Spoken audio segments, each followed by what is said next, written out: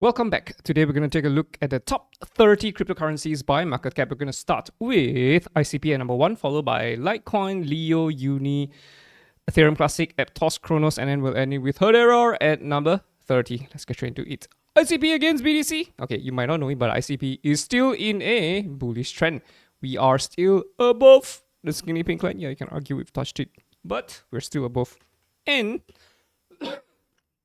this is lower highs and higher lows. It's looking like a squeeze to me. Sure, of course, we could break that now. Yeah, sure, of course. But it looks bullish to me. There are many coins that are already down. We're going to see as we go along. But ICP still looks bullish to me. If anything, I will anticipate a breakout from here for ICP. We have made the first move up. And if anything, if we are correct, and we assume that this is a wave 2, there should be a wave 3 coming on towards the upside. 1, consolidate for a 2, and then up for a 3. And wave 3 is usually the longest, never the shortest. So we could be heading back up to the highs over here. Again, we're going to assume that this is the highs. Okay, we are, bro. Okay, it's just... Anyway, we're expecting this to be taken out, right? If we do a wave 3, then we get 4 and a 5. So if anything, I expect ICP to be doing pretty well. Okay, against USD, it's the freaking same thing.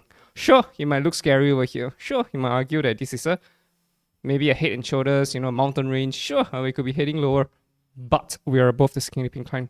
And as long as we're above the skinny pink line, we remain with a bullish bias for ICP. Sure, we could even sweep the lows over here, but we expect us to stay above the skinny pink line. We're still above it, right? Many coins have already collapsed, but not ICP. So I would still expect ICP to do well. How much higher do I think we could go? Okay, I think we could proceed to potentially 39. Right now we're at $12. There's a noisy area over here, so I would expect us to hit there. Right, sure, I mean along the way there are also noisy areas here and there, so this could be a very slow crawl up, right? But I expect us to go to 39. And of course, if things go well, much higher than that to potentially 200, right? But let's come back down to earth.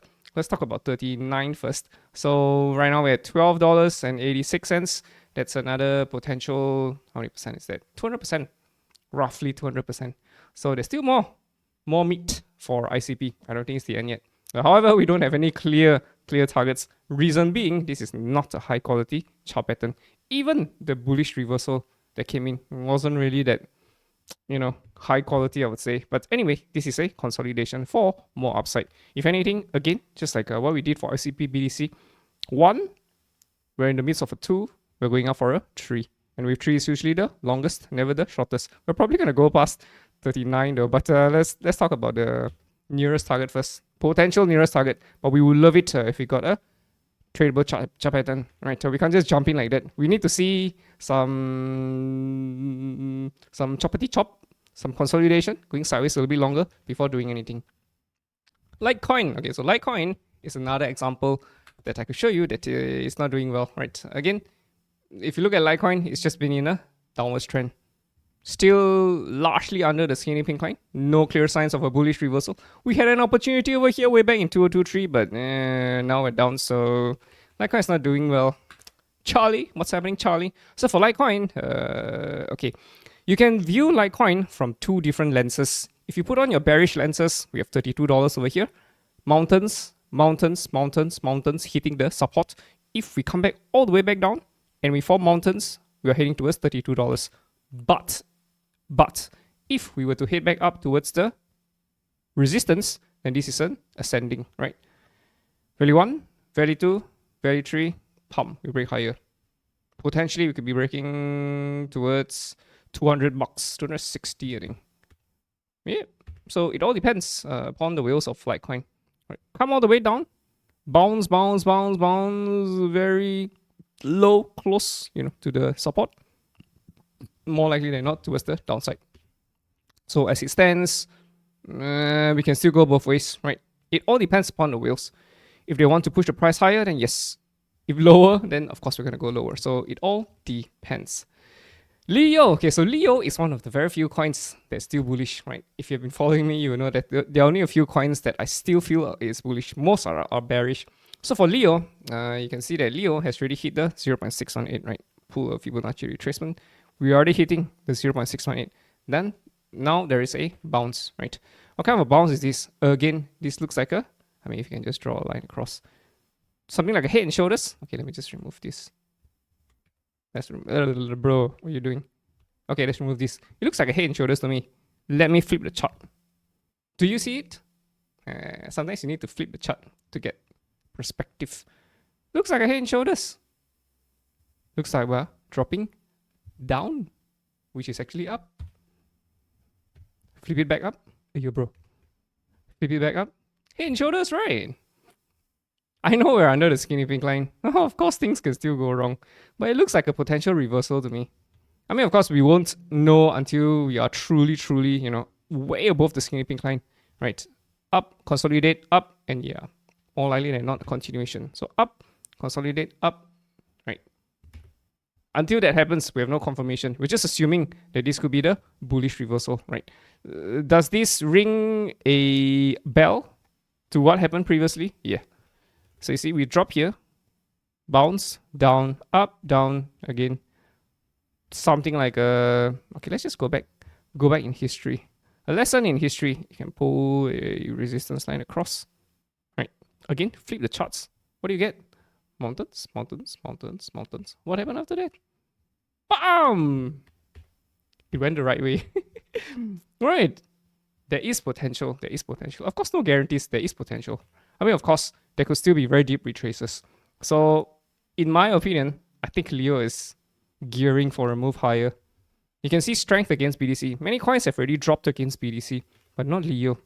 Leo against USD. If you look at Leo against USD, look at his strength. Right. A lot of coins have dropped, but not Leo. Leo is still solid. Rock solid. But we're kind of overbought, I would say. Sure, we can still head higher, but again, this could be a 1, 2, 3. It could be the midst of a 4, going up for a 5. So, yeah, I preach caution though. But Leo BTC looks good. Leo looks good. So, yeah, it's just that, yeah, it's a bit overbought. So even if you were to hit higher, I think there will still be a retrace eventually. So, yeah, be careful.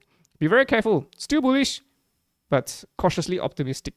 Uniswap, good example of coins that are this weak. Look at this.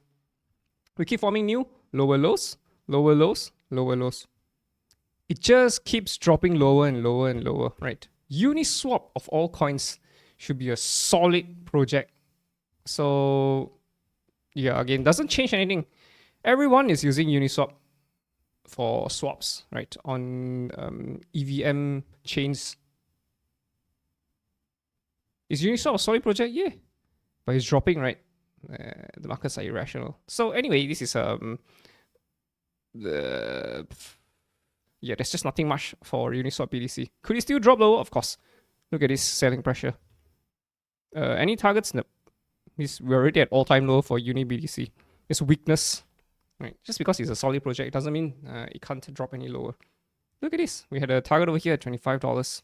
So yeah, this was a target that we got from the squeeze. Very nice accumulation.